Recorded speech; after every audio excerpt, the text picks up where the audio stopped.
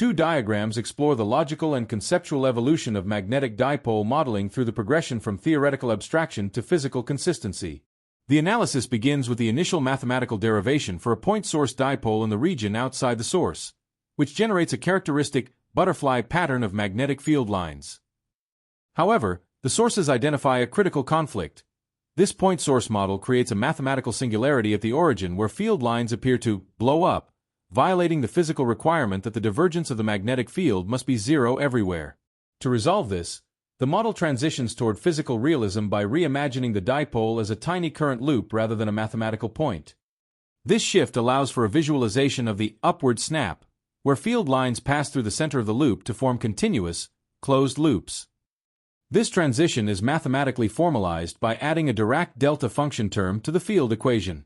This correction ensures global consistency, satisfies Gauss's law for magnetism, and accounts for the Fermi contact interaction essential for understanding quantum phenomena like hyperfine splitting in hydrogen atoms.